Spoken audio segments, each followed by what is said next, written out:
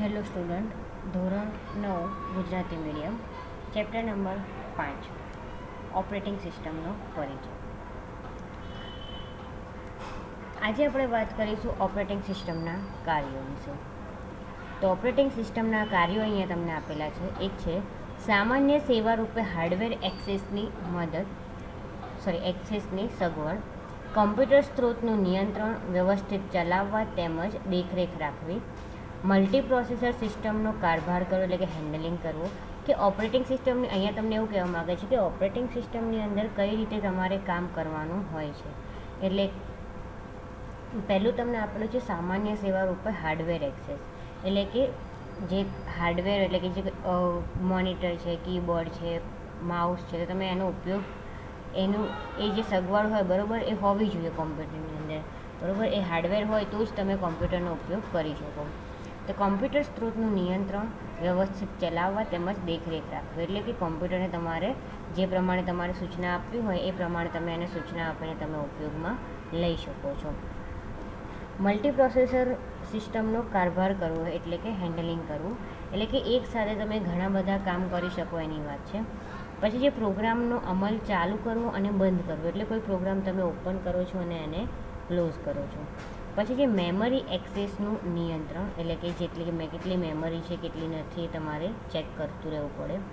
પછી એક જ સમય અનેક ઉપયોગકર્તાઓને સેવા આપવી, એટલે કે એક સાથે તમે ઘણા જે યુઝર હોય એને કામ આપી શકો.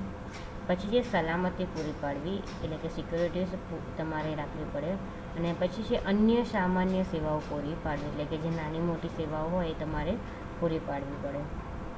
પહેલું અહીંયા છે ઓપરેટિંગ સિસ્ટમ દ્વારા જે સામાન્ય કાર્યો આપણે જોયા. હવે એને આપણે ડીપમાં જોઈશું. અહીંયા તમને નોર્મલ અલગ અલગ આપેલા છે. હવે એને 1 બાય 1 જોઈશું. પહેલું છે સામાન્ય સેવા રૂપે હાર્ડવેરનો ઉપયોગ કરવાની સગવડ. તો કમ્પ્યુટિંગ ટેકનોલોજીના શરૂઆતના દિવસોમાં કોઈ ચોક્કસ એકમ જેમ કે પ્રિન્ટર વગેરેનો ઉપયોગ કરવા માટે દરેક કોમ્પ્યુટર પ્રોગ્રામમાં તે એકમનો ઉપયોગ કરવા માટેની સૂચનાઓના સેટનો સમાવેશ કરવામાં આવતો હતો. કમ્પ્યુટર સાથે કોઈ નવા પ્રકારનું પ્રિન્ટર વાપરવાનું હોય ત્યારે તે કમ્પ્યુટર ઉપર અમલમાં આવતા દરેક પ્રોગ્રામમાં તે માટેની જરૂરી સૂચનાઓ ઉમેરવાનું આવશ્યક બની જતું. આવા એકમોની સંખ્યા, એકમોના ઉત્પાદન કરનારની સંખ્યા તેમજ કમ્પ્યુટરમાં વપરાતા પ્રોગ્રામની સંખ્યા અતિશય ઝડપે વધતા આ અભિગમ થોડા સમયમાં અશક્ય બન્યો. એટલે કે કોમ્પ્યુટિંગ ટેકનોલોજીના શરૂઆતમાં દિવસો જ્યારે હતા, એટલે કે જ્યારે કોમ્પ્યુટિંગ ટેકનોલોજી શરૂમાં આવી હતી ત્યારે જે પ્રિન્ટર છે પ્રિન્ટરનો એવા બધા બીજા જે અમુક હાર્ડવેર હતા એનો ઉપયોગ થતો હતો. તો એના માટે શું કરવું પડે કે તમારે કોમ્પ્યુટરની અંદર પ્રોગ્રામ ઇન્સ્ટોલ કરવો, એટલે કે એનું જે સોફ્ટવેર હોય ઇન્સ્ટોલ કરવું પડે. એના માટે અલગ અલગ સેટ હોય બરાબર, તો એ તમારે એની અંદર ઇન્સ્ટોલ કરવું પડે. તો કમ્પ્યુટર સાથે કોઈ નવા પ્રકારનું પ્રિન્ટર વાપરવાનું હોય ત્યારે કમ્પ્યુટર ઉપર અમલમાં આવતા દરેક પ્રોગ્રામમાં તે માટેની જરૂરી સૂચનાઓ ઉમેરવાનું આવશ્યક બની જતું. મેં કીધું એ જ પ્રમાણે કમ્પ્યુટર સાથે કોઈ તમારે નવું પ્રિન્ટર એટેચ કરવું હોય બરાબર, કે એના જોડે કનેક્ટ કરવું હોય તો તમારે એ ટાઈમે એની કોમ્પ્યુટરની અંદર શું કરવું પડે, પ્રોગ્રામ નાખવો પડે બરાબર. તો આવા જે એકમો છે એની સંખ્યામાં એકમોના ઉત્પાદન કરનારની સંખ્યા તેમજ કમ્પ્યુટરમાં વપરાતા પ્રોગ્રામની સંખ્યા અતિશય ઝડપે વધતા આ અભિગમ થોડા સમયમાં અશક્ય બન્યો. આ કારણે ઓપરેટિંગ સિસ્ટમે હાર્ડવેર એકમોના ઉપયોગ જેવી સામાન્ય સેવાઓ આપવાનું ચાલુ કર્યું. એટલે કે હવે શું થાય છે કે હવે એવી ઓપરેટિંગ સિસ્ટમ આવે છે જેની અંદર તમારે પ્રિન્ટર કે એના માટે કોઈ અલગથી તમારે સોફ્ટવેર ઇન્સ્ટોલ કરવાનું રહેતું નથી. બાય ડિફોલ્ટ અંદર આપેલું હોય એ જ જે સોફ્ટવેર હોય એના દ્વારા તમે ડાયરેક્ટ પ્રિન્ટ કાઢી શકો છો. તો ઓપરેટિંગ સિસ્ટમ દરેક પ્રોગ્રામને આ એકમમાં વાપરવા માટે સામાન્ય સેવાની સગવડ પૂરી પાડે છે.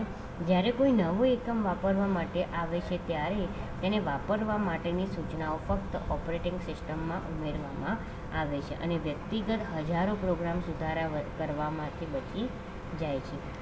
એટલે કે જ્યારે આવી રીતે ઓપરેટિંગ સિસ્ટમ જે નવી બને છે બરાબર, તે ઓપરેટિંગ સિસ્ટમમાં આવી રીતે અલગ અલગ જે સેવાઓ હોય, કોઈ આ રીતે સોફ્ટવેર કેવું હોય તો અમુક જે આવા સોફ્ટવેર હોય છે બાય ડિફોલ્ટ એની અંદર ઇન્સ્ટોલ હોય છે. એટલે શું થાય કે કોઈ પણ વ્યક્તિ છે બરાબર, એ જ્યારે આ ઓપરેટિંગ સિસ્ટમ યુઝ કરે છે ત્યારે એને બધા અલગ અલગ સોફ્ટવેર ઇન્સ્ટોલ કરવા પડતા નથી, કેમ કે અંદર ઓપરેટિંગ સિસ્ટમની અંદર બાય ડિફોલ્ટ જ એ હોય છે એટલા માટે. પછી છે કમ્પ્યુટર સ્ત્રોતનું નિયંત્રણ, વ્યવસ્થિત ચલાવવા અને દેખરેખ રાખવી. તો અદ્યતન કોમ્પ્યુટર તેના નિર્મળ પુરોગામી કરતાં અતિશય શક્તિશાળી છે અને પ્રોસેસિંગ પાવર, મેઇન મેમરી અને સંગ્રહ શક્તિ વગેરે જેવી બાબતમાં ખૂબ મોટા પ્રમાણમાં રિસોર્સ તેની પાસે છે. આના પરિણામે હવે એક જ સમયે ફક્ત એક જ પ્રોગ્રામ નહીં પણ અનેક પ્રોગ્રામ ચલાવવાની ક્ષમતા તે ધરાવે છે. તેના આ સામર્થ્યને મલ્ટી પ્રોગ્રામિંગ પણ કહેવામાં આવે છે. એટલે કે અત્યારના જે કોમ્પ્યુટર છે બરાબર, એ વધારે શક્તિશાળી છે. એની અંદર પ્રોસેસિંગ પાવર વધારે હોય છે, મેમરી વધારે હોય છે, સંગ્રહ શક્તિ વધારે હોય છે. તો આ બધી વસ્તુઓ વધારે હોય છે એટલે એની અંદર એક સમયે તમે હવે એવું ના જ કરી શકો કે એક જ પ્રોગ્રામ શરૂ રાખી શકો. તમારે ધારે કે એક બાજુ એક્સેલ ચાલુ હોય તો એક બાજુ તમારે વર્ડ ફાઇલ ચાલુ રખાય, એક બાજુ તમે યુટ્યુબ જે તમારું બ્રાઉઝર હોય તો બ્રાઉઝરની અંદર બી તમે કંઈ બી યુટ્યુબમાં સોંગ વગાડી શકો અથવા કોઈ વિડીયો જોઈ શકો. તેવી રીતે અલગ અલગ જેટલા બી મલ્ટી પ્રોસેસિંગ ટાસ્ક છે એ બધા તમે એકી સાથે કરી શકો છો. તો એને શું કહેવાય છે? Multi programming. બરાબર. તો એ મલ્ટી પ્રોગ્રામિંગ છે તો અહીંયા તમને એવું કહે છે કે એ નવા પ્રશ્નોને જન્મ આપે છે, એટલે કે નવા પ્રશ્નો એની અંદરથી ઉદ્ભવે છે.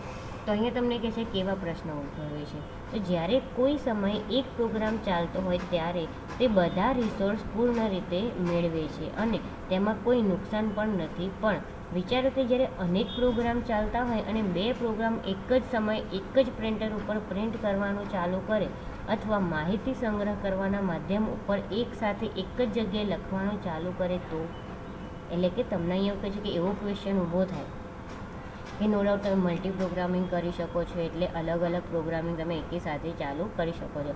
એના માટે કોઈ નુકસાન બી નથી અને બધી જગ્યાએ બધું જે સાધન છે મીન્સ કે જે તમારા હાર્ડવેર છે તમે ઉપયોગમાં લઈ શકો છો. પણ કદાચ એવું થાય કે તમે કોઈ જગ્યાએ પ્રિન્ટ આપી હોય, બંને કોઈ ફાઇલ હોય બરાબર, અને બંને ફાઇલમાં પ્રિન્ટ આપેલું, ઓટોમેટિક પ્રિન્ટર પ્રિન્ટ તો લેશે એટલે બંને જગ્યાએથી એક જ સાથે પ્રિન્ટ આવી હોય બરાબર.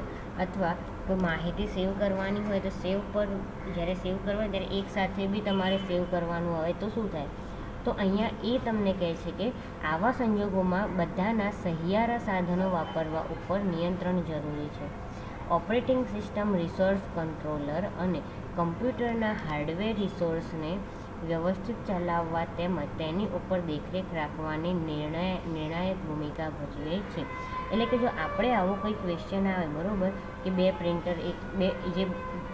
તમારું એક પ્રિન્ટર હોય એની ઉપર બે તમે પ્રિન્ટ એકી સાથે આપો અથવા કોઈ માહિતી સેવ કરવાની વસ્તુ આપો ત્યારે તો જે સાધન છે એટલે કે જે રિસોર્સ છે બરાબર એના ઉપર આપણે નિયંત્રણ રાખવું જોઈએ કે બધું એકી સાથે એવી રીતે પ્રિન્ટ કે એવું કંઈ આપવું જોઈએ નહીં. તો ઓપરેટિંગ સિસ્ટમની સાથે જે રિસોર્સ કંટ્રોલર હોય છે એટલે કે સાધનોને જે નિયંત્રણ કરે છે એ કમ્પ્યુટરના હાર્ડવેર રિસોર્સને વ્યવસ્થિત ચલાવવા, એટલે કે હાર્ડવેર રિસોર્સ એટલે કે તમારું પ્રિન્ટર છે, માઉસ છે, કીબોર્ડ છે અથવા સ્કેનર છે. તો આ બધી વસ્તુએ તમારે શું કરવી પડે? વ્યવસ્થિત ચલાવવી પડે. અને એ જે વ્યવસ્થિત ચલાવવી હોય એની ઉપર દેખરેખ રાખવાની જે ભૂમિકા ભજવે છે એ પણ ભજવે છે નિર્ણાયક એટલે કે યુઝર. જે યુઝર હોય છે એ યુઝર આ બધા કોમ્પ્યુટરની અંદર કે એની કોમ્પ્યુટરની અંદર ક્યાં કઈ પ્રોસેસ થઈ રહી છે, કયું કામ થઈ રહ્યું છે એ બધું નિર્ણાયક એટલે કે જે યુઝર હોય છે એ યુઝર ચેક કરે છે. બરાબર. તો આ લેક્ચરમાં આટલું, બાકીનું આપણે પછીના લેક્ચરમાં જોઈશું.